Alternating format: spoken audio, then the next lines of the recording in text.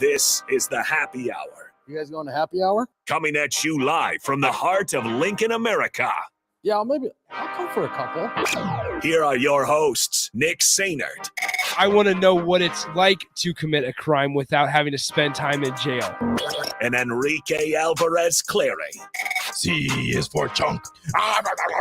Brought to you by Empire Fence and Netting on 93.7 The Ticket and theticketfm.com.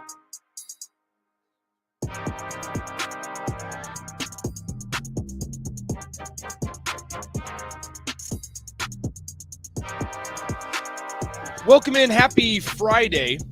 This is the Happy Hour, 93.7 The Ticket, theticketfm.com. Nick Sainert and Enrique Alvarez Clary hanging out with you guys. What's up, Rico? Hello. How's it going? It's going great. Got the Yankees on the telly. Got the Huskers playing tonight. Got the Huskers playing tomorrow. Got That's the right. Huskers playing on Sunday. Husker volleyball tonight Yes. Husker volleyball on Sunday as well. against Penn State. Penn State. And it's going to be a new coach on the sideline for Penn State. Yes. First time No Russ Rose. Yeah, First first time in like 43 years or something like that. when Nebraska plays him, I should say. Because, I mean, it's been a new coach the entire season for him. Yeah. But got plenty of stuff to get to today. There's a lot to talk about. It's a busy day in the sports world. Busy day in the show world as well. 402-464-5685, the Honda of Lincoln hotline, the Starter Heyman text line. Things are happening. Both of those open for you guys the entire show today, as well as the Starter Heyman Jewelers video stream. Just to kind of give you a rundown of what we're going to talk about today. So there's been a little bit of conversation regarding this whole controversial play in the state softball tournament. And it's where Malcolm is playing Bishop Neumann. Bishop Neumann ends up winning the game. However, in the top of the seventh, there is a play that happens where Malcolm bunts the ball and the runner at third scores, but the runner at second scores in an unconventional way. And it's basically by not touching third base and not even coming close to touching third base. And Cuts it short by about 5 feet. yeah, and significantly reduces the length from the base to home plate, basically. It is a different angle. It is. And so here's the thing. We're going to kind of dive into that a little bit. It's a very delicate subject because you're dealing with high school athletes. But I think it's important to kind of talk about, and especially when we discuss youth sports, and some of the reaction that's been on Twitter from not only the coach, but also some of the parents and the people on the outside kind of looking in Some here. of the fans and such. Yeah, so I think it's important to kind of talk about that. Rico and I will do our picks like we usually do every single Friday. There's some really good college football games going on this weekend. Get them all right. Once again, just to remind the records for Rico right now is 21 and 26, while I am 27 and 20 in our picks. That is unnecessary. We highly recommend that you do not take our advice. Don't do it if you decide to bet, but or do. We are not encouraging it. We are actually saying do not listen to us. Look, if you want to listen to me, that's your fault. That's all I'm saying. At your own expense. You can listen to me if you want, but if you do and you lose money, that is not my fault. There's a lot of good games, though, going on in the college football world. But if you do make money, please send it my way. There's a lot of good games going on in the college football world. A lot of ranked matchups. Obviously, there's a lot of good teams playing. Weird matchups where, like, Kansas and the Oklahoma game, Kansas is the ranked team and Oklahoma's not. I was going to say, if I told you that Kansas and Oklahoma were playing and one of them was ranked, what would your guess be? Exactly. So, how high do you think Oklahoma would be? Psych. That's a good point. And who would be the favorite? So we'll talk about that when we kind of dive into the picks here. We do have to take 4 breaks in this hour, so it's going to be kind of quicker, shorter segments. In the third segment, we will talk to Zack Carpenter of Inside Nebraska. He is en route to West Lafayette as we speak right now, so we'll kind of get his thoughts on the Nebraska-Purdue matchup and how he thinks that one's going to shake out, and then Eric Strickland will join us for the crossover, as always, in the final segment. And with Nathan gone, I'm filling in. So I will be hanging out with not only Strick for those 2 hours from 2 to 4, but also I will be with DP and J from 4 to 6. It's a throwback. It's a throwback to sorts. Right when we started all this new programming back in August of 2021. Look at you.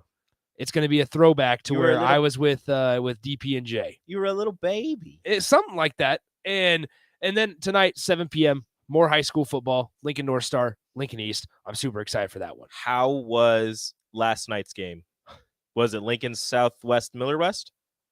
right? Am I right? Last night was Millard West and Lincoln Southwest. Okay. Yep. How did it go? Because Oh, you've told me some things. Okay.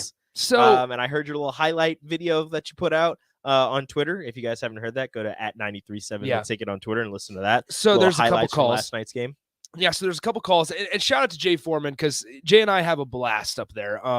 We have a lot of fun with the entire broadcast, and there's a lot of jokes being made, but we also try to keep it, informational and full of knowledge, and especially with Jay, it's hard not to, right? I mean, the guy knows football better than anyone, and I'll be honest, like I ask him questions football wise, like football IQ wise, while in the broadcast because I definitely don't want to act like I know more than Jay Foreman, the Husker Hall of Famer, while watching a football game. So I'm very quick to ask him questions about, hey, what should somebody do in this situation, things like that. What did you see here? So here's the deal. Last night in this Lincoln Southwest Millard West game, just a quick recap.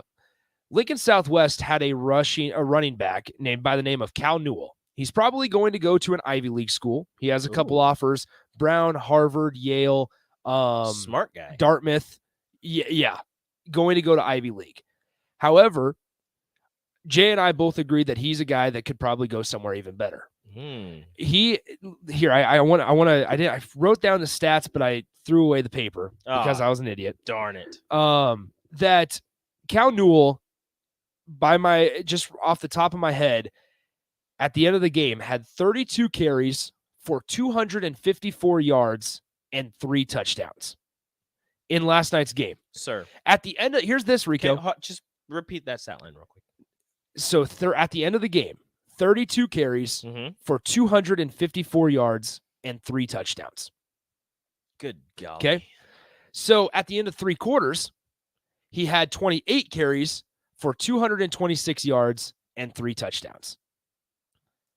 So not a whole lot of action in the fourth quarter. Now he was banged up. He had some cramps late in the game that he was sidelined, but he was back out there the very next drive. So he played through it. Okay. Now here's the thing. There was a situation in the game last night. It was 2nd and 7. And Lincoln Southwest is on Millard West side of the field. They're up 23-20. There's a couple minutes left in the game, 4 minutes, I believe, left in the game. Cal Newell at that time was averaging 9.3 yards per carry. 9.3. That is pretty good. And Lincoln Southwest on 2nd down decides to throw the football. 2nd and 7. 2nd and 7. Decides to throw the football. 9.3. 9.3 yards per carry. They threw the football, ended up getting sacked, so makes it 3rd and long. They run it with Cal Newell the very next play on 3rd down. Does he get like 8 yards? Gets 3 yards because they were sniffing out run because they knew that they wanted to start running the clock because it was that bleep moment. We got to get this clock run out because it's only 23-20 on the scoreboard. Well, here's the thing. At that point, it was decision time. You had the wind at your back if you were Lincoln Southwest.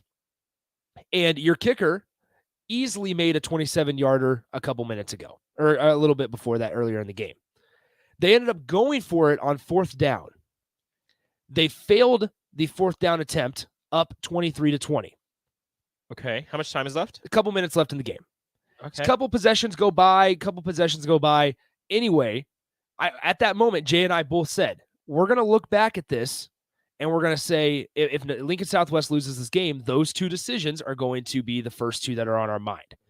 On 2nd and 7, you choose to run the ball, pass the ball when your running back is averaging over 9 yards a carry and getting to the second level with ease. Give credit to Lincoln Southwest's offensive line last night because it was they were doing a phenomenal job. Opening up holes left and right? Yeah. And then Cal Newell, just being the athlete that he was doing a great job as well. So then you have this situation where Millard West can't get any. They'd been one-dimensional all game, run. When they threw the ball, they always threw it to number 28, Jackson Williams. Okay. So on 4th down and 7 from their own 31-yard line, Millard West, with no timeouts left. Okay, no timeouts left. Okay. We're pre-play. Jay and I are both on the same page. We're saying they're throwing it to Jackson Williams. Stop playing man-to-man, play zone. Yeah. Lincoln Southwest, because they could not stop him all game when they decided to pass it. Jackson Williams had like 5 catches before this, and that was all. They only threw the ball like 6 times. 5 catches, all to Jackson Williams. Could not cover Jackson Williams the entire game. Could Lincoln Southwest. So pre-play, Jay and I are like, yo, listen, they're throwing it to Jackson Williams. That's who they're going to go to. It's 4th and 7. They got to make something happen. They got to get either out of bounds. Go to your playmaker. Go to their playmaker. Yeah. So Jackson Williams lined up in the slot. Brody Peterson, Millard West quarterback, chucks it down the field. Jackson Williams makes the catch, goes 69 yards for a touchdown. Because Lincoln Southwest was in man-to-man. Oh, my goodness. So once again, you're talking nobody over the top? No. There was like 2 guys on Jackson Williams, but Williams just made a better play on the ball. And then he, as Jay would say, cocked his head back and he was gone. So it was and they scored that with under a minute to go. So then Lincoln Southwest takes over, misused their timeouts earlier in the game. Lincoln Southwest had 0 timeouts. Oh no! And they ran out of the. How do you have 0 timeouts? You had the lead. Why would you? Oh my goodness! It was disappointing. If you here's the thing, I'll be honest. Like, and I know parents sometimes are out of line and things like that. But I was walking out of the press box after the game, and all you heard from Southwest parents was, "You had to stop one guy." And how do we lose that game? It was interesting because then, like, think about it, Rico. Number one, you throw the ball on 2nd and 7 when you have a lead. Doesn't make any sense. When your running back has over 200 yards rushing. Doesn't make any sense. And then you don't kick the field goal. Well, think about it. On that last possession, you're down 27-23. You have an opportunity. You only need a field goal if it's 27-26. Yeah. You need a touchdown when it's 27-23. Yep. Things change dramatically. Dang. So it was just kind of a crazy, crazy game. It was exciting. I know that was a long explanation, but no, it's good. It was wild. It was wild. It was a great game. You think you'll get another game like that today? Let's hope. It'll be interesting to see if Malachi Coleman's active tonight. He's been out the last couple games, or at least last game he was out. Lincoln East versus Lincoln East and North Star. Okay. Now you'll know. Obviously, North Star struggled. I know they started the season kind of good. They started the season hot. North Star struggled a little bit. They had, obviously Tommy Armstrong and Alonzo Moore are on their staff, so it's kind of cool to be able to see them because the North Star coaches sit right next to our booth, so we're able to see kind of how they operate up in the booth, and Tommy Armstrong is up there as well, which is kind of neat to see. But they just need to find some playmakers on offense. Dylan Howlett is a great playmaker. You got to figure out a way to get him the ball. They've played kind of 2 quarterbacks all year long. So I'm excited for it. It's going to be a good one. Kickoff at 7 p.m. So, all right, it's going to be interesting. Right here, 93.7 The Ticket. Let's go ahead and do this. Let's push this softball conversation to the last segment with Strick. We can do that. Because I think that would be a good idea as well. I'm sure Stricky has thoughts. Since we kind of dove off into high school sports. Appreciate you guys holding on with us. Once again, 402-464-5685, the Honda of Lincoln hotline, the Starter Heyman text line, both those open for you guys the entire show. Ed makes a really good point about this softball conversation. We're going to kind of talk about that angle as well, Ed, and that and more. But once again, unnamed texter. Yeah, unnamed texter makes a great point, has a point of interest regarding the softball conversation. But I think there will be, number one, want to stay on time with our breaks since we have to get an extra timeout in here on the show. Don't want to push Zach any farther back than we have to. Don't want to get to him late. So when we come back, we'll start to dive into Nebraska, Purdue a little bit. We'll also give our picks for the weekend. A lot of college football games going on, a lot of interesting matchups, as well as NFL matchups. So we'll go ahead and do that coming up next. You're listening to the Happy Hour on 93.7 The Ticket. Download our app by searching 93.7 The Ticket in your app store to stay in touch and listen all day long wherever you are. More of the Happy Hour is next on 93.7 The Ticket and theticketfm.com. Life-changing research doesn't just take place in outer space. It's also happening right here in Nebraska, and you could play a key role. Solarion, one of the world's leading clinical research organizations, needs healthy adults who are 19 years old and older for a research opportunity. If you qualify, you could earn up to $500 a day for time and travel. Overnight stays may be required. To learn more, call Solarion at 866-213-2965 or visit helpresearch.com/500. You know that feeling after a good, hearty meal? The worries of the world just slip away. Time slows down. Nothing but good times and good company. That's what you get with Mary Ellen's Food for the Soul. Mary Ellen's does food right, with a menu that includes smoked wings, pulled pork, brisket, catfish. And don't sleep on their sides, shrimp and grits, collard greens, baked beans. It's food that makes your heart happy. Mary Ellen's Food for the Soul, just east of 27th and Pineland. Let them fix you a plate. The best way to learn about Southeast Community College is to visit. SCC's Career Days will provide you with hands-on experience as you learn alongside SCC faculty and students and our industry partners. This provides you with a first-hand look at career opportunities in construction, agriculture, automotive, manufacturing and engineering, transportation, and healthcare. Learn more about SCC Career Days at southeast.edu/visit SCC. SCC. Your path to possible. Gaina Trucking is hiring CDL Class A and B drivers. Gaina Trucking guarantees a 40-hour work week year-round, and their strong team culture makes it not a job, but a career. Gaina Trucking offers health, vision, and dental insurance, 401k with company match, an employee assistance program, and other bonus programs. Build a better career today with great team culture at Gaina Trucking. Learn more and apply today at gainatrucking.com. The Lincoln Chamber of Commerce is excited to showcase and celebrate our local businesses. Make plans to attend this year's Lincoln Expo on Wednesday, October 19th from 10 a.m. until 3 p.m. at Pinnacle Bank Arena. Be sure to take time to network and check out the interactive booths from area businesses. Lincoln's Craft Beer Tour returns, plus great door prizes and a free Lincoln t-shirt just for you while supplies last. Admission is free, so make sure to stop by PBA on October 19th. Shop local at the 2022 Lincoln Expo. Eustace Body Shop, where our customers send their friends. That's the greatest compliment we can receive. If you've been in an accident, we'll get you back in your vehicle as quickly as possible. Our technicians care about you and your family and repair your vehicle to factory standards. We handle your claim from start to finish and provide a free loaner car. Stop by for a free estimate. Eustace Body Shop, just south of 88th and Highway 2. The most recommended Eustace Body Shop. That's who we are. Hey, Steve. Welcome to Great Clips. Great Clips asks, what's the difference between good and great? Come on back and have a seat. Good asks you what haircut you'd like. I have all your details from last time. Would you like the same haircut today? Great already knows. With Clip Notes, we save your haircut details so you can get the same thing as last time, every time. Download our online check-in app today. Great Clips. It's gonna be great. Action Plumbing, Heating, Air, and Electric brings exciting career opportunities for you or someone you know. They are now hiring plumbers, electricians, and HVAC techs and installers to continually build their professional team. They offer competitive pay and full benefits packages that include health, dental, vision, PTO, and 401k options. Action has created a positive team environment for over 50 years. Apply online at actionlincoln.com. Hi, Sean Callahan here for Koppel Chevrolet GMC, and things are cooking here in Louisville. We are really hitting on all cylinders right now, and deals are off the charts. We've got a lot more new 2022 and 2023 Chevrolet and GMC inventory than we've had in a long time. So make sure you check us out online, or do even better, stop on in the store and let us show you one in person. Our pre-owned lot is plumb full, so take that short money-saving drive down 144th Street, or check us out online at koppelcars.com. You'll be glad you did. You're listening to the Happy Hour with Nick Sainert and Enrique Alvarez Clary on 93.7 The Ticket and theticketfm.com.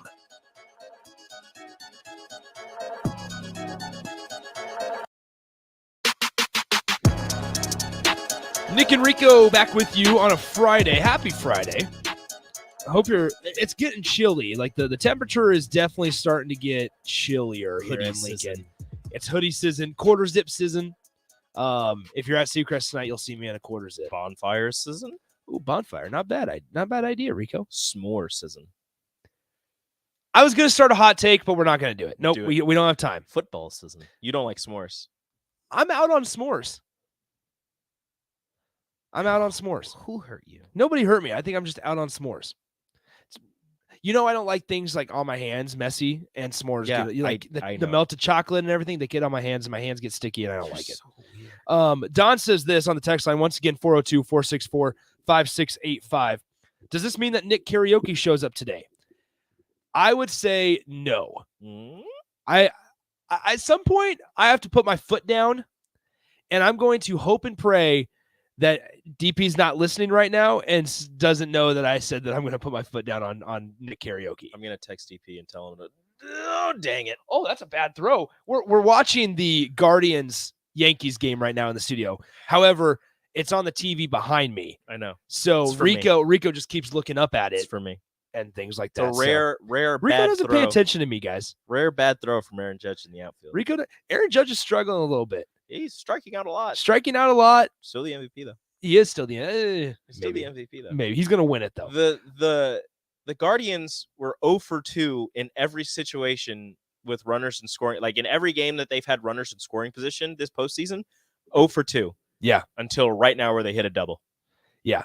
So here's the thing. Okay, so once again, 402-464-5685. We're getting a lot of texts about the s'mores take. So here's the thing. I've never used Reese's instead of We've had Hershey's. multiple people say Reese's peanut butter cups, and I am in on that. I've heard of that. I've never done it. I'm all about Reese's. Peanut butter candy, greatest candy out there. Yeah. Here we go. Rico, Bryce has a question, a personal question for you. Okay. Did you hyphen your last name after getting married, or was it a hyphen prior? It was hyphened prior. Both There you of go. those last names are mine. There you go. How about that? I actually didn't hyphen my last name until my senior year of college. Oh, interesting. Was it Exactly. just Rico Clary or It was, Enrique Clary? It was Enrique Alvarez Ah, for the longest time. but Then- now you're here. Yep. Got my dad's last name now. Enrique Alvarez Clary. Yep. So Then I was told afterwards that I didn't have I- to hyphen it, and then whenever I signed documents, I could just choose a last name. And I really wish I would have done that. here's the 'cause thing. it's a So very long. it's name. funny that you say that we're talking about this. We got a couple minutes. It's funny that you talk about this because when we started the show back on August 16th of 2021, it's crazy that I remember that. August 16th of 2021. Reese's. Reese's. No, Reese's. So anyway, I asked you, how do you want your name to be pronounced by Big Voice Bob? Mhm. And also, how do you want me to open the show with your name? And you're like, Enrique Alvarez Clary. And I'm like, man, this is going to be tough because I'm Enrique. so used to calling you Rico. And here's the deal. Like, when I bring it back, like from commercial, normally, I'll just be like, Nick and Rico back with you. But at the start of the show, it's always Enrique Alvarez Clary. Mhm. So, I mean, you can say the umpire just got hit in the face. Ah. The umpire, you could say Rico. I don't care. I just wanted Bob to say Enrique Alvarez Clary. Yeah. So here's the thing. Like, it was just weird for me because I was just so used to calling you Rico. I call you Rico all the time. Unless I'm mad at you, then I call you Enrique. Yeah, that makes sense. Okay. Bryce was going to compliment me on being progressive if I took my wife's last name. Ah. My wife's last name before marriage was Shot. So honestly, thought about Enrique it. Shot? Thought about it. Rico Shot. If I didn't hyphenate my name to be Enrique Alvarez Clary, if it was just Enrique Alvarez still, it would have been considered. Enrique Alvarez Shot? Yeah. That'd be would sweet. have been considered. That'd be sweet. All right. So let's get to picks. You got the music ready, Rico? You got the picks ready? Picks music ready? Picks music ready? No, I Yeah, do let's- not. let's 'cause go ahead and get to that. You know me, never do. Never do. Once again, you guys can join in if you have any thoughts on these games. You know how we do it. Super Lock is available for an extra point. Sexy picks. Well, I don't have any side bets lined up, I'll come up with them. but we always just come up with one. You know me. Once again, reminder on the records, I am 27-20. Rico is 21-26. We go against the spread, and we pick bad games. We pick bad games or big spreads. Which are bad games? The games that nobody would bet on because the spreads Well, are disgustingly huge. Or very tough. I would change it now. Like over the last couple weeks, now that the matchups are getting better, the ones that are the toughest to pick. Like Alabama, Tennessee. Bingo. Nobody's going to bet on that game. Nobody, because Unless you're a it's very degenerate. weird. It's very weird. So here's the deal. And that's why we hope you don't take our advice. That's why we pick these bad games. Please do. So here's the deal. Let's start with college football. In one of the morning games, number 19 Kansas at Oklahoma. Once again, Kansas is the ranked team in this situation. It is at 11 a.m. on ESPN2. It's Oklahoma's homecoming, if that means anything for you. And get this. The Sooners are an 8.5-point favorite. Jalen Daniels might not play. Jalen Daniels is not going to play. So it's like Bart, right? Bean. Thank you. Close. Bart. The quarterback, Bart. No, Bean. Something Bean. Jason Bean? Sure.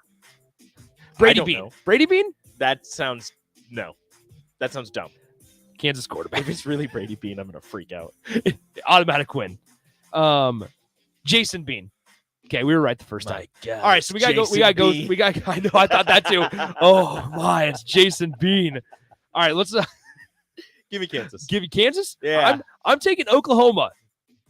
How about that? All right, I'm taking Oklahoma Is to cover Dylan the Gabriel 8.5. going to play? Probably. He's out of concussion protocol. Is he though? Yeah, we'll see. They might pull a Tua. All right. Next up, number 3 Alabama at number 6 Tennessee. We know the season that Hendon Hooker's having. This game is at 2:30 on CBS. Bryce Young might not play. And Alabama is an 8-point favorite on the road. I hate 8. 8 is very weird. You know what?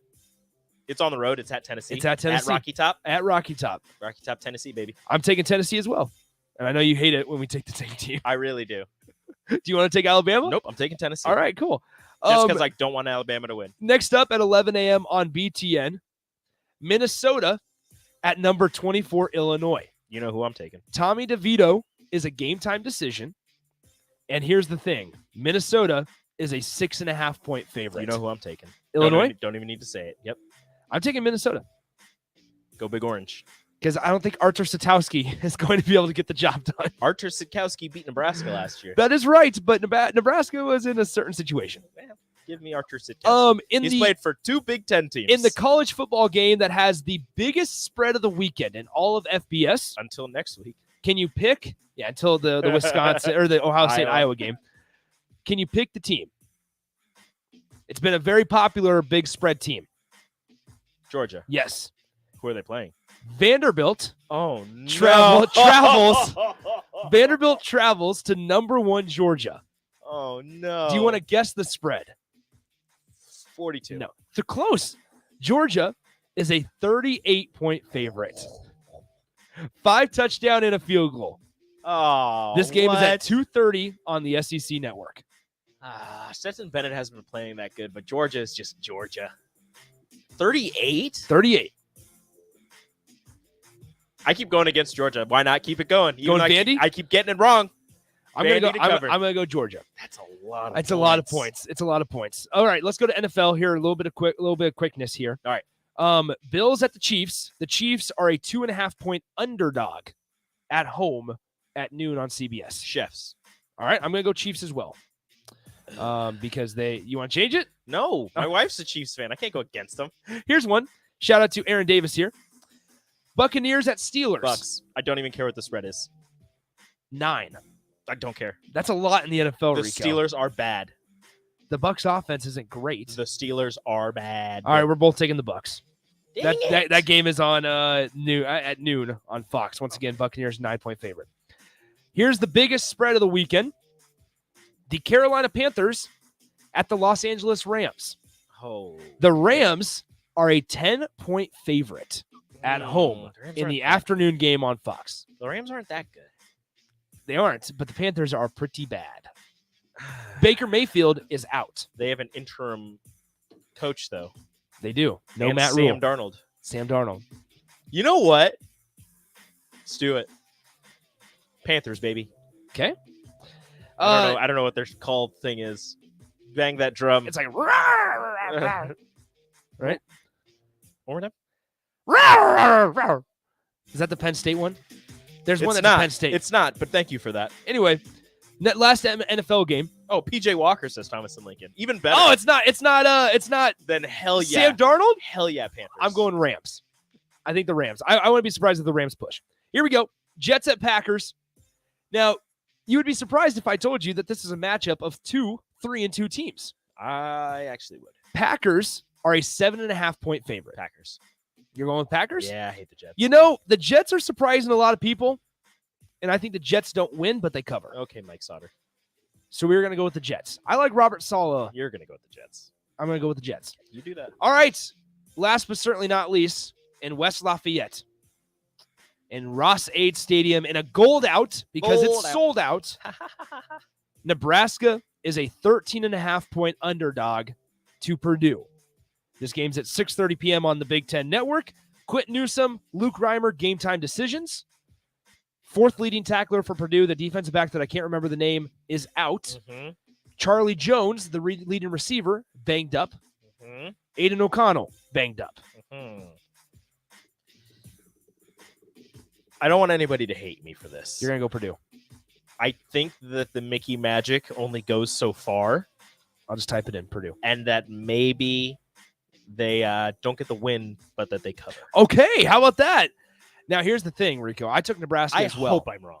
I took Nebraska as well. Which game do you want as your super lock? Oh, all of these games suck. They do. What was the college ones? Just run through them real quick. Nebraska, Purdue, Vandy, Georgia, Kansas, Oklahoma, Alabama, Tennessee, Minnesota, Illinois. Minnesota, Illinois.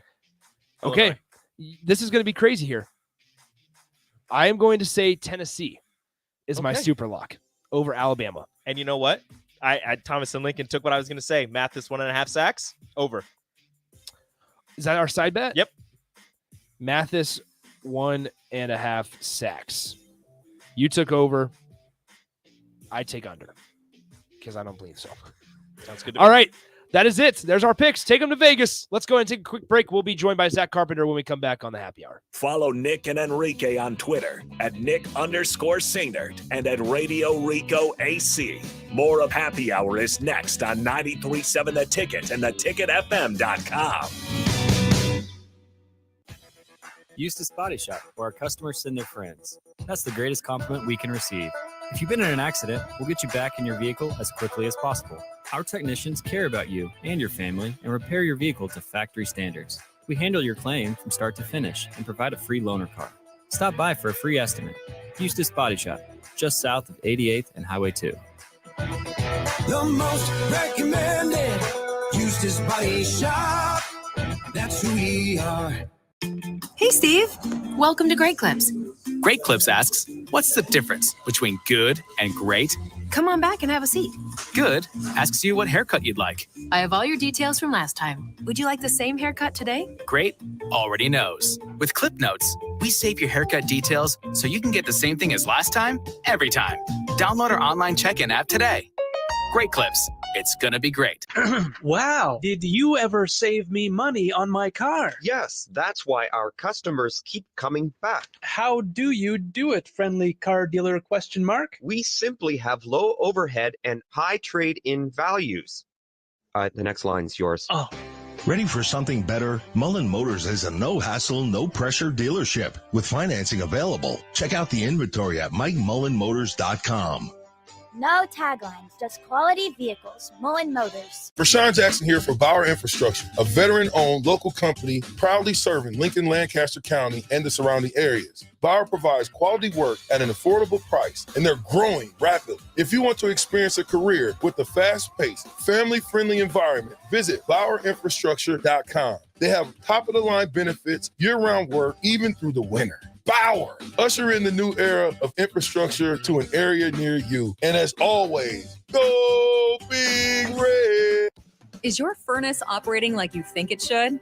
Find out with a service check now from the pros at Bryant. No matter what make or model, Bryant will perform a thorough system check to make sure you're good to go this winter. Bryant also offers free second opinion heat exchanger checks. Before you spend thousands on a new furnace, let Bryant check it free. Anytime you need furnace service or repair, just call Bryant Air Conditioning, Heating, Electrical, and Plumbing, 467-1111. We do whatever it takes. Bagels and Joe is ready for the fall with pumpkin chocolate chip muffins, pumpkin cream cheese, and a pumpkin pie smoothie. Don't forget their delicious breakfast burritos and sandwiches, and grab a business box of bagels for the work crew. Bagels and Joe with 4 Lincoln locations and a new location in Seward opening soon. Your home is your empire. Protect it with Empire Fence.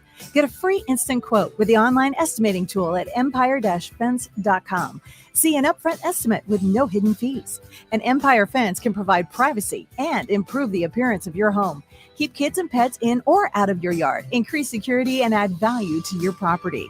Visit empire-fence.com now to view the stylish and maintenance-free possibilities for your home and get a free instant online quote. Let Empire Fence protect your empire.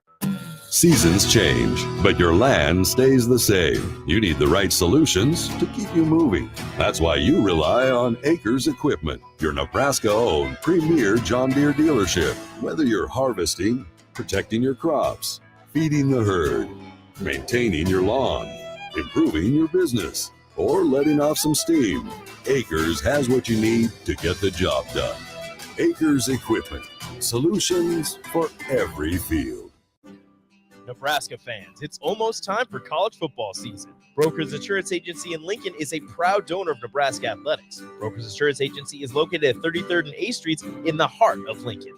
At Brokers, they can help you with all your insurance needs. Let them worry about your insurance so you have more time to enjoy the college football season. Call one of their licensed agents today at 402-420-5353 or visit their website at brokersinsurancene.com. Go Big Red. Now back to the happy hour with Nick Sainert and Enrique Alvarez Clary on 93.7 The Ticket and theticketfm.com.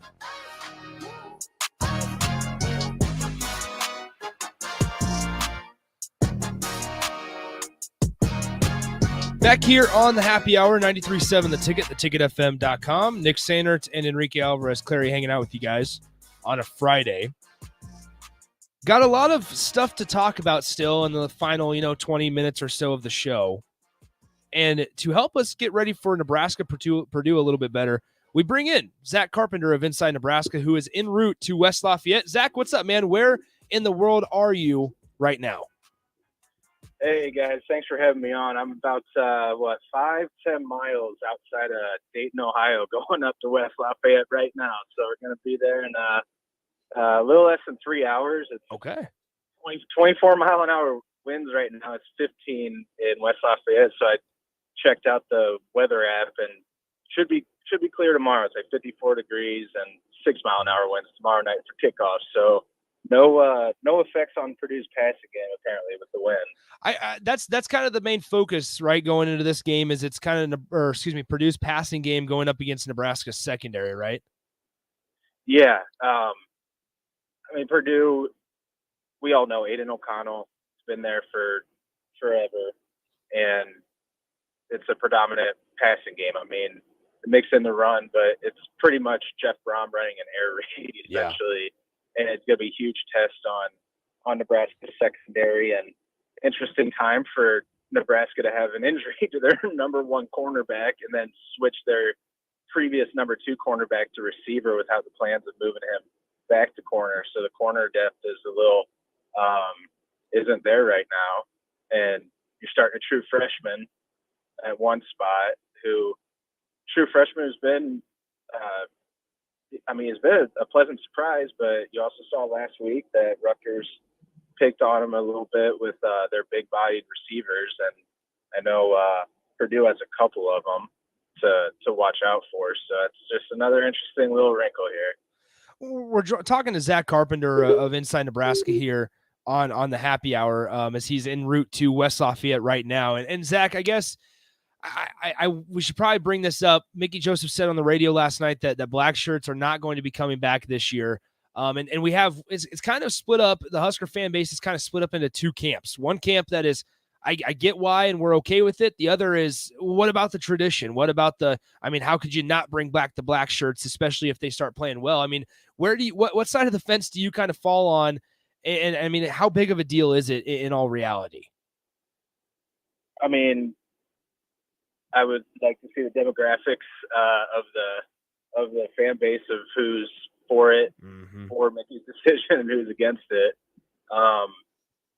The fact of the matter is you had one of the worst defenses in the country for the first 4 games, and now they're playing a lot better the last 2, and I get it, but I think it does add a little bit of a distraction each week having to answer the question. Yeah. So it's better to just nip it in the bud right now. And then, like they talked about, Bill Bush talked about earlier in the week, that was he supported the decision. Now, I think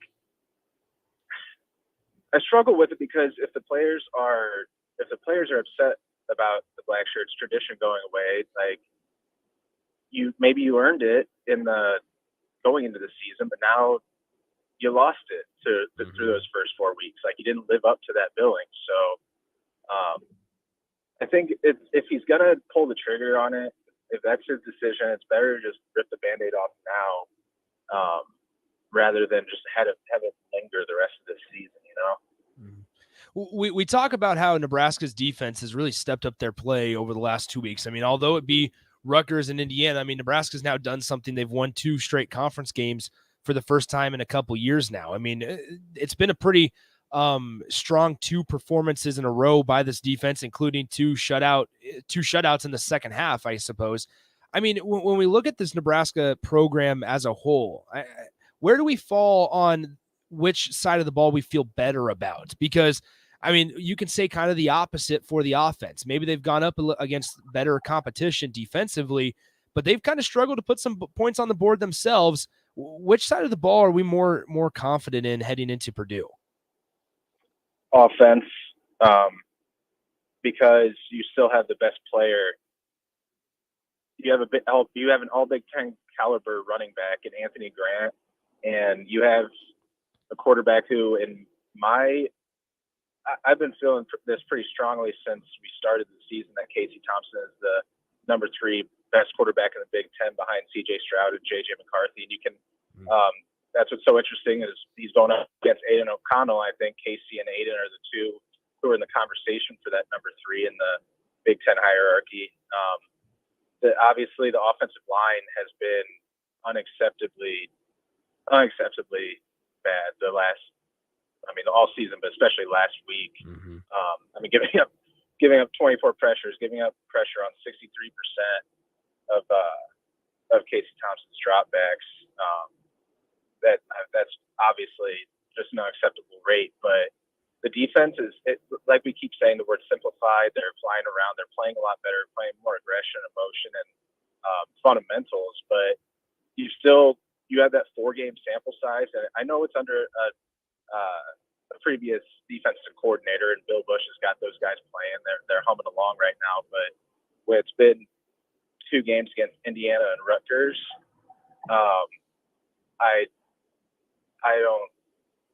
I want to see it again. This Purdue game is a much stiffer test against a pretty explosive passing offense. 300.5 yards per game, passing yards per game. I think 3rd in the Big Ten.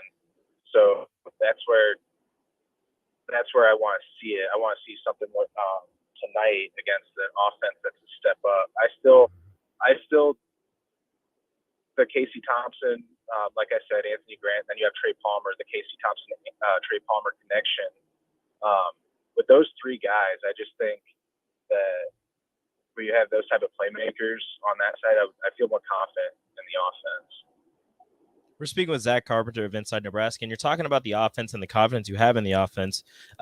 Isaiah Garcia Castaneda decides to transfer away from the program, although he hasn't really been much of a weapon in the offense since the Northwestern game. He was still somebody who, at least for me, I was looking forward to, possibly breaking out again, and now you lose him. Outside of your top 2 weapons for receiving, in terms of receiving, in Trey Palmer and Marcus Washington, and not counting Travis Vokalek or the other tight ends, where else are you going to look for production from the wide receiver group, especially with Tommy Hill moving over to wide receiver? Right, and then you have Omar Manning, he got hurt on his 2nd snap last week. I know he stayed, but still he's been battling that for a while. I mean, we haven't seen much production out of him. Alante Brown, I guess, it should be the next guy to step up, right? I mean, it'd be him and Oliver Martin are the 2 who follow behind those 2 guys in sort of the hierarchy. Alante, he's the one who consistently, week in and week out, gets the most snaps behind those 2 guys. So, but all year, really, it has been Palmer and Washington. I mean, they're usually neck and neck for most snaps. I mean, that's the thing is Purdue's defense going to be able to key in on Palmer because, I mean, even though Marcus Washington gets all those snaps, I'm not sure if the production has quite been there. I think that's still coming along. But, I mean, Alante Brown would be the go-to, or I think the guy who needs to step up a little bit in that room. But you're still looking at that Palmer, Washington, then Travis Vokalek. I mean, if they can get him going, then I actually think that's a pretty I think that's a pretty damn good pass catching trio right there. But if Vokalek can start showing like what he was showing us in the Northwestern game before he got hurt. Speaking of Travis Vokalek, saying in the tight end room, Thomas Fidone shut down for the rest of the year. We still haven't really seen him for the past 2 years really be able to make it to the field. So obviously he hasn't been able to make any type of impact. But Travis Vokolek kind of injured on and off this season. Nate Borkacher behind him, Chancellor Brewington behind him. If Travis Vokolek is kind of limited in this game, who are you expecting to step up in that tight end room? I'm not totally sure I have confidence in the passing game for anybody to step up outside of Vokolek. I think you'd probably be looking at Brewington would be the more likely, but I'm not sure I have confidence in anybody outside of Vokolek, and Vokolek also has to show it too. So. Zach, last one before we let you go and let you get to the rest of your drive towards West Lafayette. How do you see this one playing out? Give us a prediction here. Yeah, so Purdue opened as a 13.5-point favorite. I was pretty damn surprised about that. I honestly thought that it would open more likely around, maybe 10, but I thought we'd be looking at a 9-point. Shoot. Dang it. Yeah. And anyway, I have my final score, Purdue 35, Nebraska 24. It's not really a good matchup for Purdue's strengths versus Nebraska's weaknesses. That offensive line, the Nebraska offensive line is going to have to prove it before I can put any confidence in them. And Purdue, the strength of their defense is their defensive line. It's not, they don't have George Karlaftis, they don't have any star game records, but they got a trio there, Jenkins, Sigmund, a couple of them, and they rotate in 10 to 12 deep so they stay fresh. Casey Thompson last week talking about how he knew the pass rush was going to, the Rutgers pass rush was going to get worn down a little bit by the second half. And I don't see that happening with Purdue. And that strong run defense, they're allowing less than 97 rushing yards a game. And it's interesting that Purdue is one of 7 teams in the Big Ten allowing less than 100 rushing yards per game. And there's only 20 teams in the country allowing less than 100 yards rushing per game. So the Big Ten's accounting for 7 of them. They're ranked number 17. Purdue does in that category. And Rutgers is 14. Rutgers is 14th now after facing Nebraska last week, where they shut down Anthony Grant, 19 carries for I think 47 yards, and like 2.5 per carry. And I anticipate Purdue being able to shut down that game again with what they've shown on the field so far and those numbers. So then they're one-dimensional. You're going to the passing game. I don't trust that Nebraska's offensive line can step up and be able to consistently protect Casey Thompson from taking another beating. We're seeing it every week where he just takes these big hits. At least one a game it seems, if not more, off a free rusher. A guy who's just going right into him, and he just keeps getting up. And it's like you're waiting for that one where he doesn't get back up, or at least isn't able to get back in the game, because it's extremely, extremely, extremely tough mentally and physically. But sometimes, the body can only take so many hits, right? Yeah. And it's one of the number one things I'm most nervous about is Casey Thompson keeps taking those shots. And I see Purdue's defense being able to lock down that run game and then be able to put enough pressure on Casey Thompson, and then Purdue's passing attack being able to work this Nebraska secondary, which is already struggling, and then you lose, or not lose, but Quentin Newsom's been battling that injury. I know he's day-to-day after missing the second half last week. So add all that in, I see Purdue taking it. I don't have covering, but I got them 35-24. So there it is. There's Zack Carpenter. Zack, appreciate the time as always, man. Have a safe rest of your drive. Enjoy Dayton, Ohio for the time being here. And we'll talk to you next Friday. All right. Appreciate you guys. Beautiful Dayton, Ohio. Just say goodbye. Okay, sounds good. Thanks, Zack. We'll talk to you soon. That is Zack Carpenter of Inside Nebraska. Apologize for the connection there. Obviously, driving through Dayton, and Dayton might not have the best connection for whatever phone provider Mr. Carpenter has. So apologize that. But good stuff from Zack as always. Previewing Huskers and Purdue. All right, let's go ahead and take our final timeout. 402-464-5685, the Honda of Lincoln hotline, the Starter Heyman text line. Good news for Guardians fans as they have tied it up at 2. Between the Guardians and the Yankees. Darn you, Mike Schaefer. As they are in the 5th inning, Rico, is that right? Yep. All right. So the bottom of the 5th, Shane Bieber is still on the bump. I don't think Nestor Cortez comes back. The Guardians. So we'll be joined by the Husker Hall of Famer Eric Strickland for the crossover coming up next on the Happy Hour. Download our app by searching 93.7 The Ticket in your app store to stay in touch and listen all day long wherever you are. More of the Happy Hour is next on 93.7 The Ticket and theticketfm.com. Local businesses are excited to show you what they're made of at this year's Lincoln Expo, presented by the Lincoln Chamber of Commerce. Stop by Pinnacle Bank Arena from 10 a.m. until 3 p.m. on Wednesday, October 19th. More details at our website, lcoc.com. Seasons change, but your land stays the same. You need the right solutions to keep you moving. That's why you rely on Acres Equipment, your Nebraska-owned premier John Deere dealership. Whether you're harvesting, protecting your crops, feeding the herd, maintaining your lawn, improving your business, or letting off some steam, Acres has what you need to get the job done. Acres Equipment, solutions for every field. Hey, it's Sean Callahan, and football season is here, and there is one place that has all the games, plus great food and beer specials. Tanner's Bar and Grill at 30th and Yankee Hill. Whether it's Thursday night football, college football Saturdays, NFL Sundays, or Monday night football, there's a great view of the game from any seat with different food and drink specials every night. Try the Blue Ribbon Reuben Sandwich or the Prime Rib French Dip or any of their famous chicken wings. That's Tanner's Bar and Grill at 30th and Yankee Hill.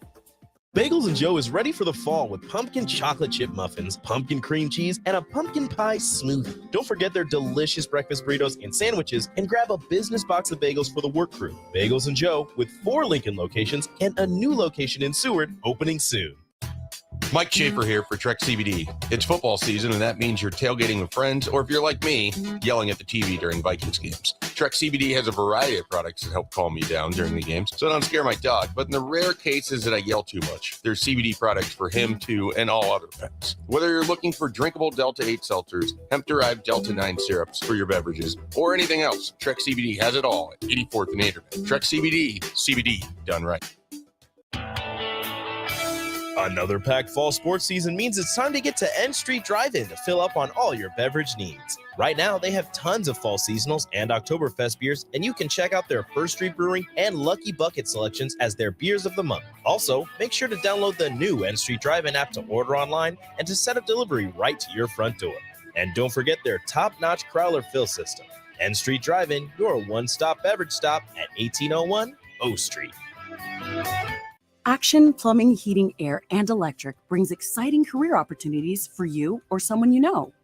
They are now hiring plumbers, electricians, and HVAC techs and installers to continually build their professional team. They offer competitive pay and full benefits packages that include health, dental, vision, PTO, and 401k options.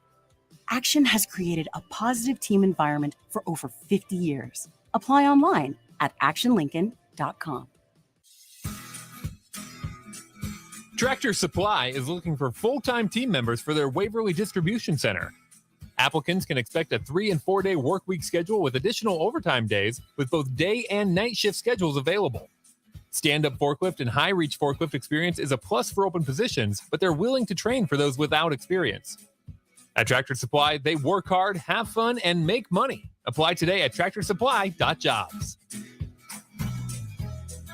Hi, Sean Callahan here for Koppel Chevrolet GMC, and things are cooking here in Louisville. We are really hitting on all cylinders right now, and deals are off the charts. We've got a lot more new 2022 and 2023 Chevrolet and GMC inventory than we've had in a long time. So make sure you check us out online, or do even better, stop on in the store and let us show you one in person. Our pre-owned lot is plumb full, so take that short money-saving drive down 144th Street, or check us out online at koppelcars.com. You'll be glad you did. Veterans, do you know what local, state, and federal benefits and services you're eligible to receive? Do you want help navigating the application or appeals process? Speak to your county veteran service officer or the Nebraska Department of Veterans Affairs State Service Office to see what's available to you and your family. You've served our country, now let us serve you. Visit veterans.nebraska.gov today. Sponsored by the Nebraska Department of Veterans Affairs, aired with the Nebraska Broadcasters Association and this station. We stand on the shoulders of women who came before us. Women who fought for their own financial futures. And now it's our turn. Join us. Visit WeSaySaveIt.org and take control of your financial future by saving for retirement. A message from AARP and the Ad Council. This is Lincoln's home for sports talk on the FM dial. Also online at theticketfm.com. On the internet, KNTK FM Firth, 93.7 The Ticket. You're listening to the Happy Hour with Nick Sainert and Enrique Alvarez Clary, sponsored by Empire Fence and Netting on 93.7 The Ticket and theticketfm.com.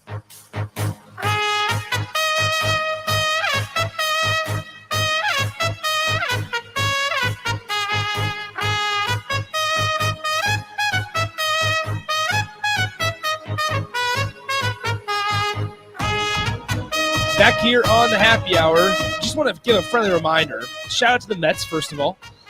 Yeah, shout out to the Mets. Shout out to the Mets. Poor Mets. I will also add that Rutgers ruined this song, but we can still play it because it's just one time a week that we play it. So yeah, Rutgers overplayed this thing during the football game last Friday night, but we can still play it one time a week on our show. Yeah, it's our hype song. I don't care. There's nothing wrong with it. It also gets us into the Friday mood, and I want to say that for the entire time that we've played this song, Nebraska's won that weekend. Ever since we've adopted so we got to keep it going. So get ready. Happy Friday. It's about time for the crossover with Mr. Eric Strickland. But first, we got to do this.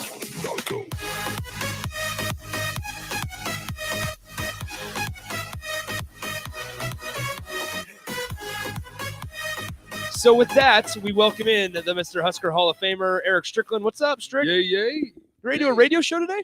Man, are we doing something today? We're doing something today. Man, I'm just glad it ain't Rico. Rico, listen, if we played the game, here's the thing. I guess we know the answer to the question I was saying earlier, Nick.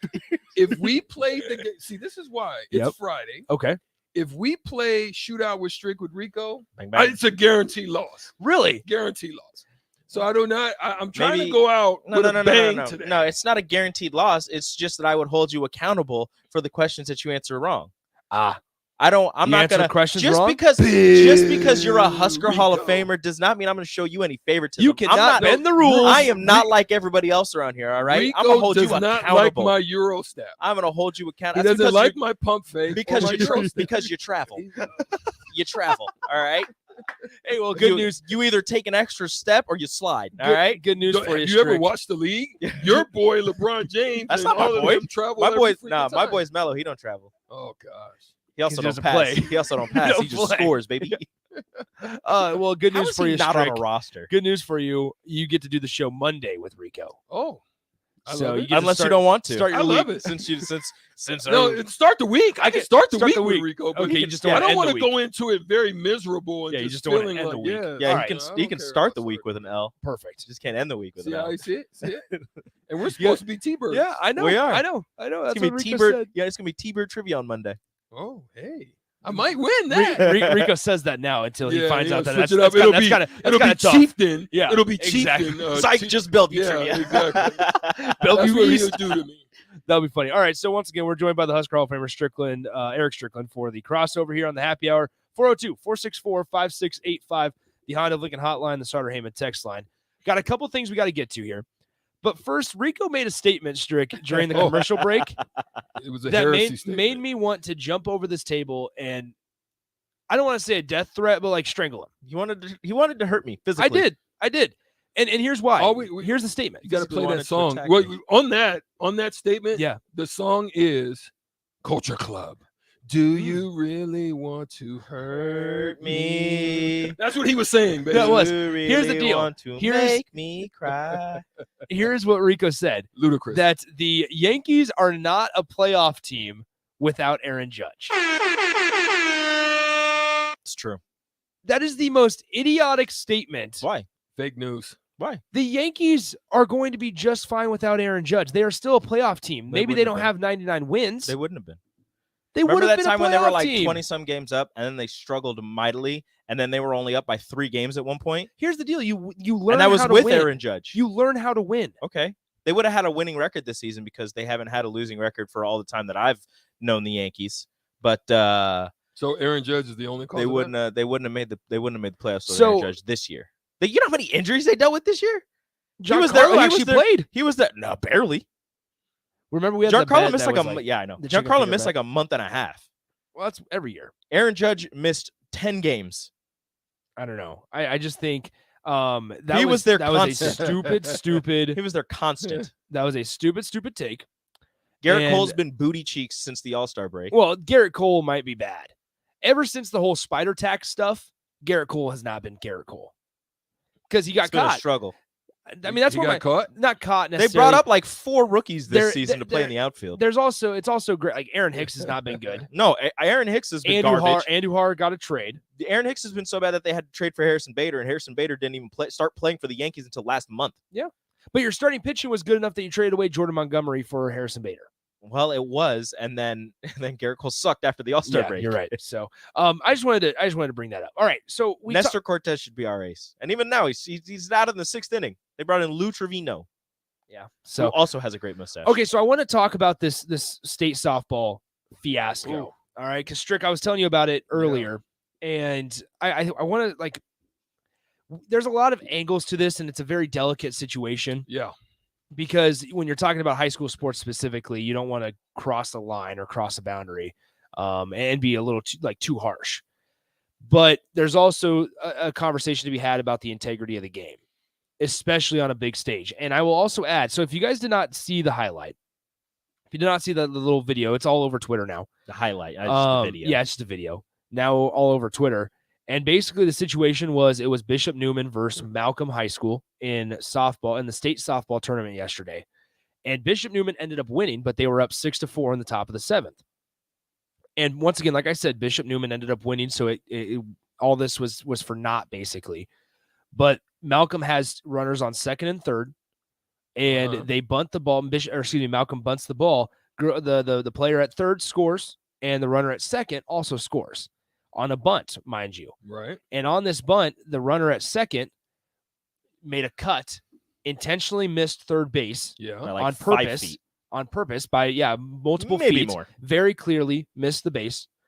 And Clearly, ended up obviously, ended up scoring, and the game for that moment was tied once again in the top of the 7th. And in high school softball, you only play 7. Well, here I'm going to pull this up on Twitter as well because I think there's important to add context to this, and this is where it kind of really gets delicate. So the coach for Malcolm has actually come out on Twitter. The tweet that you were about to reference has been deleted. It has been deleted. Idiocy. But there's a lot of screenshots. And here's this. There's a lot of screenshots. And this is exactly what the tweet says verbatim. I think it's important to say that word for word. This is not our words. This is us reporting. Internet is undefeated. I want to be very clear about that because, like I said, delicate situation. Yeah. I'm not going to say the name of the coach, but the coach says this. Thanks for noticing a well-designed play. I appreciate the shout out, and the umpire can't call anything unless appealed. Hearing great things about you at UNK. Tear it up, and thanks again for noticing how well the girls executed. That is verbatim of what a reply to a tweet that featured the video said. And as somebody that played high school sports and that is involved, you guys know that I used to work at DBAT Lincoln. It's a baseball and softball facility here in Lincoln. That's it. We talk about one of the big things has been integrity of the game.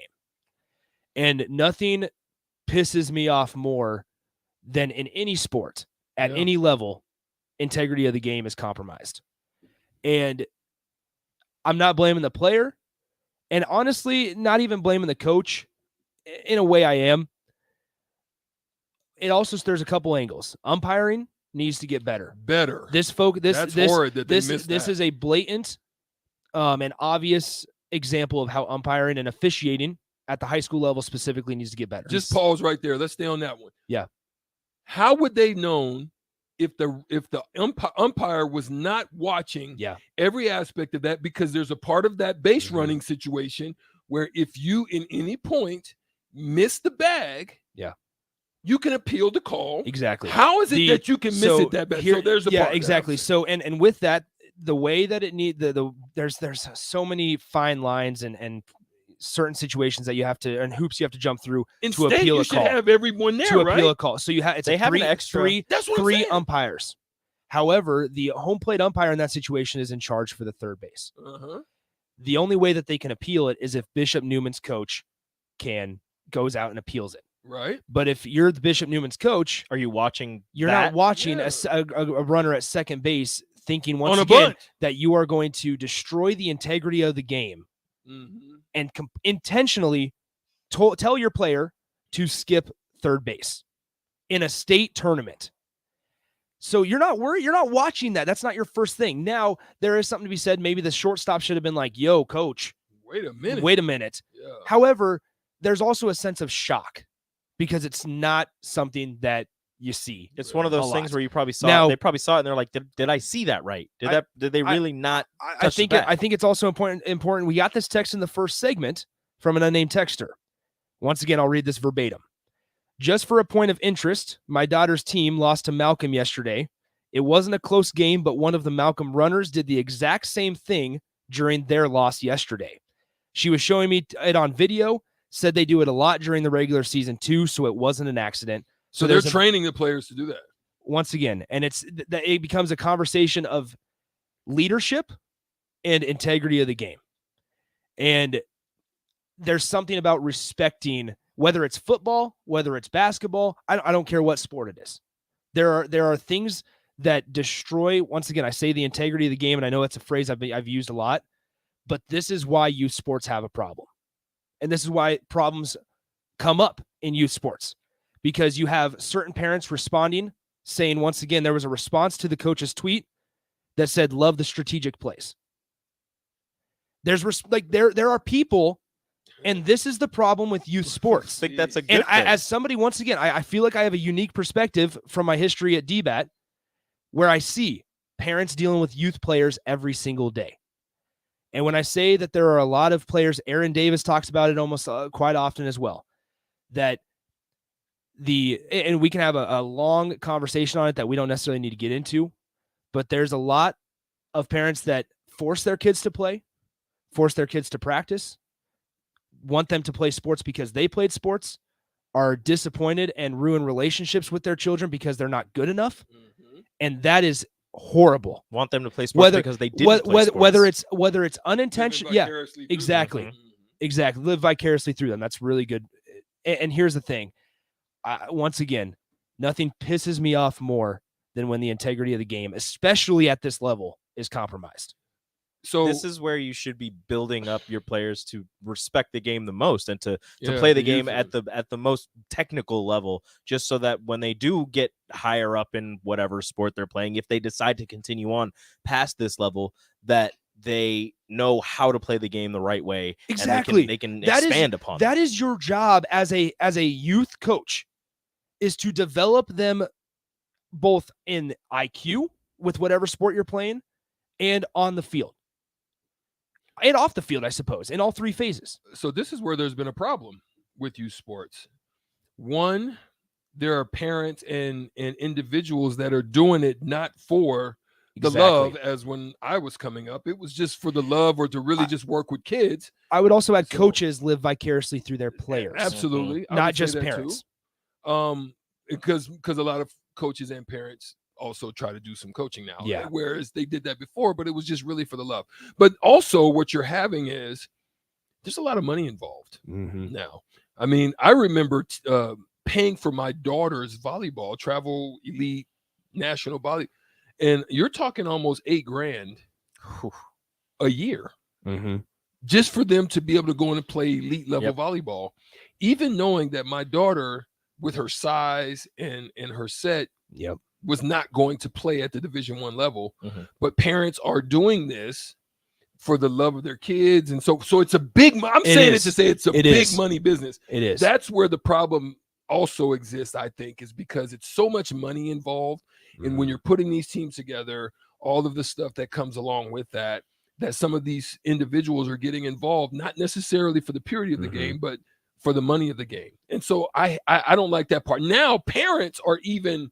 It's gotten so bad because now parents are even, the vicarious part of it has become NIL bingo mentality. I'm trying to get them to the NIL. I'm going to do whatever it takes. If we've got to cheat, we've got to sneak, if we've got to circumvent, whatever way, we're just trying to get them to the NIL. And that's the sad part about it. We're getting a couple thoughts on the text line. I want to get these because I think it's important once again. You can't blame the umpires in this situation, but it also brings up the idea, it can bring up a conversation of the NSAA is looking for umpires. They're looking for people that care. Yeah. And so I thought it was important to say that, like, they are looking for people that care and want to actually make across the board, across in all sports. All sports. So I think it's important. But in this specific situation, as Josh points out on the text line, you can't blame the umpire because he can't appeal for the other team. The other team has to appeal. But the bigger problem is that they were okay with cheating. Like, and once again, at the end of the day, they did not win the game. So you want to use the phrase "ball don't lie." Like, that's what happened. Bishop Neumann won, and rightfully so. But it never should get to this point. I'm a former referee, and I'm going to speak to that point. I'm a former referee, and I would say former because of all the stuff, the headache, the parents, the coaches that you have to deal with on the circuit level.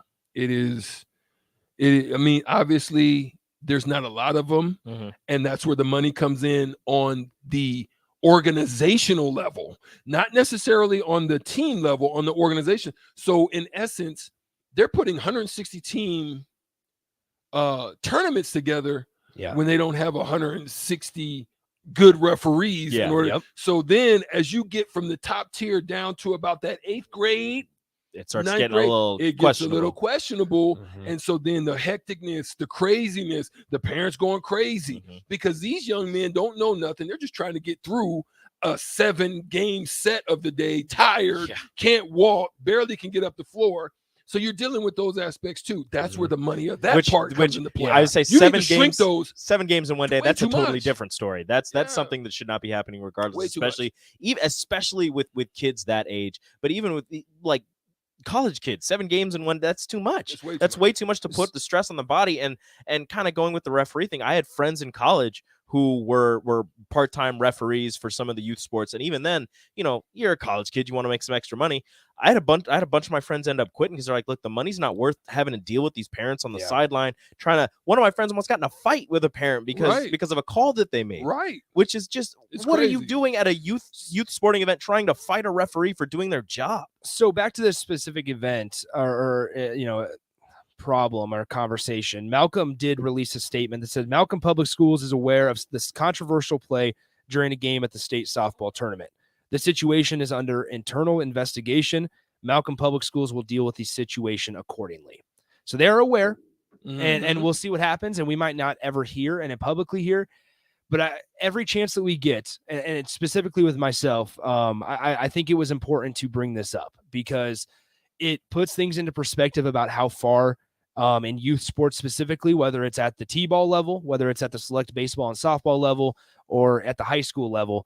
I think it's important to put into perspective on how far we've fallen and how things are not in perspective right now. Because you can talk about like I've used my story quite a bit and I've told it multiple times on the air, but I'll say this, like I'm thankful that my parents did the softball or baseball softball thing with me, because here's the thing, and I'll say it, I started out in junior Saw Dogs. I was 8 and 9 years old. I did not need the competitiveness at that time. I wanted to have fun at 8 and 9 years old. 10 years old, my coach emails my parents like, hey, Nick needs a more competitive league. I've taught him everything I've learned, or I can at that level. So I ended up playing select baseball with the Lincoln Sox. I had a great time. I found a team that was not necessarily the most competitive. We were, if you're a select baseball parent, you know, AA, AAA, major level. I was in the AA, but we found a great group of parents. We found a great coaching staff. And although we weren't competing at the national level, we were okay with staying there for the entire time. And I was thankful. I had buddies, friends, and I see nowadays, especially, parents are quick to switch. The kids have great friendships, but the parents are quick to switch teams. And here's the deal. When the parents want to switch teams, that's where there's a problem. If the kid's not happy, that's a whole nother thing. But the parents saying, come on, son, come on, let's switch teams because you're not getting enough playing time here. That's where there's a problem. Doesn't build character.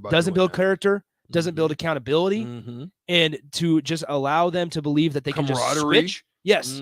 All those things. If you're not getting what you want, all you have to do is leave. Yeah. That's all. You just walk away. And that's why the transfer portal is like the way it is. But that's totally different from, the kid themselves, not the whole not getting enough playing time, but if the kid themselves believe like they're not having fun, it's not the same, maybe they're not getting along with the players or the coaches, that's totally different. But if it's the player just saying, I'm not playing enough, I want to leave, I understand that to a certain extent. And that stuff happens. And if they go and happens. talk to the coaches, if they talk to the coaches and they explain like, what do I have to do to get more playing time? If the coach doesn't have an answer, if they're just like, look, you're just not good enough, then maybe I'd understand them switching to another team.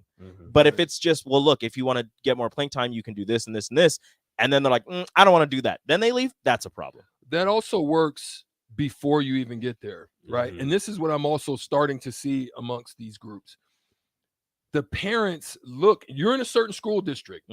When we were in certain school districts when I was coming up, that's where you went to school. I mean, there was no options of going somewhere else, right? The soft recruiting and everything like that, yeah. But now what you're having is some parents are looking at the system that they should go to, and they're saying there's too many great players there. Yep. Your skill set would fit there, but there's too many. Because you don't want to wait and work through right and away. Grow and compete. And so you go to some place where, you're that guy, but you're not being tested. No. You're not being tried. So then you're getting your head beat in. And so your confidence doesn't get any better because you're in a program where, you're the guy, but at the end of the day, your program sucks. So you're not really getting any better. You're not really developing. So you're just masking the issue that was already there. And instead of developing, growing, getting better, learning how to compete, learning how to fight for the position, learning how to earn it, all of these things that are character building things, it becomes a problem now because it's being masked and shielded. And then you grow up. And then when you really hit it at the next level, because the competition at the lower level, junior high, it's as wide as a freaking as a freaking river, right?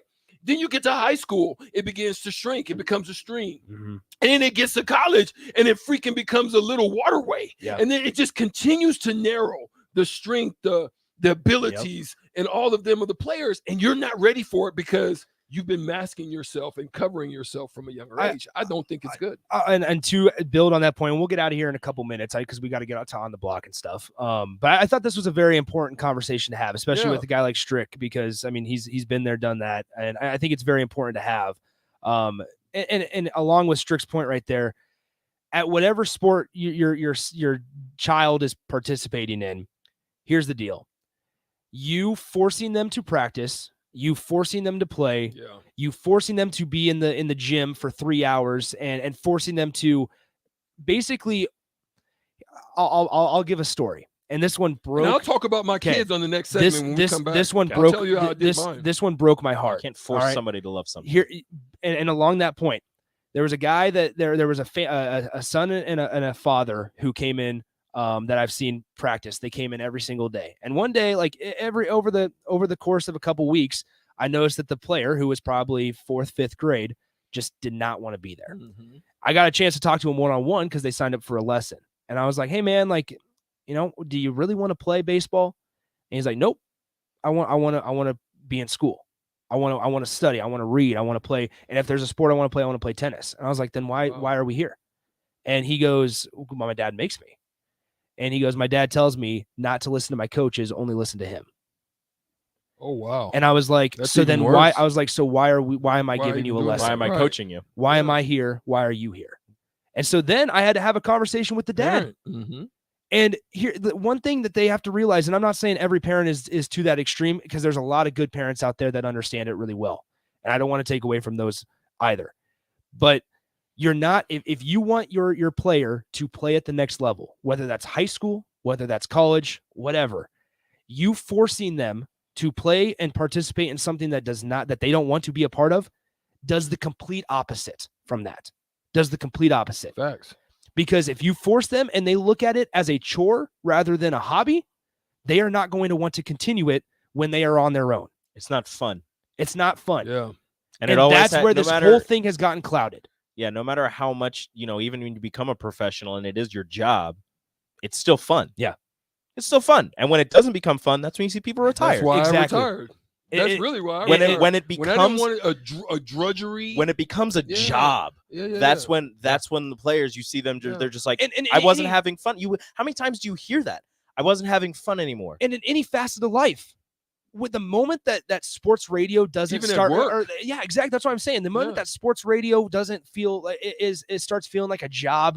The minute that I look for or don't look forward to coming into work every single day, that's when you realize, okay, maybe it's time for a switch. Mm-hmm. Maybe it's time. Same thing with athletics. And you don't have to be playing at the professional level to understand that. Right. And it's just, it breaks my heart and it pisses me off, going back to the center point of this conversation, when the integrity of the game is compromised. And so that's good stuff. I think it's crushing. It is crushing. Maybe we'll continue this on the other side. Yeah, we can, because there's a lot. I can talk specifically about my kids. Exactly. And how I spoke to them and how we dealt with that. So yeah. Let's go ahead. We're about 45 seconds away from ending the happy hour, which it's a little bit later, but once again, Strick and I will be on the other side for On the Block. Rico, let's give our predictions. Go ahead, my man. I said Nebraska was going to cover. I don't even know what the spread is, but I think it's going to be 14. I think it's going to be like a 10-point game. Okay. I think it'll be like 35-25. I want to say Nebraska has a shot to win this one. I don't want to they truly do. They're going to have to protect Casey Thompson. They're going to have to establish a running game. And their defense is going to have to step up, especially in the secondary against a happy passing team of Purdue. I think that they keep it close, and I'm going to say 31-28, Purdue gets the win. But it's going to be a 50-50 ball game all the way towards the end. We're done for today. Great conversation. We'll talk to you guys on Monday. See ya. Adios. Tractor Supply is looking for full-time team members for their Waverly Distribution Center. Applicants can expect a 3- and 4-day work week schedule with additional overtime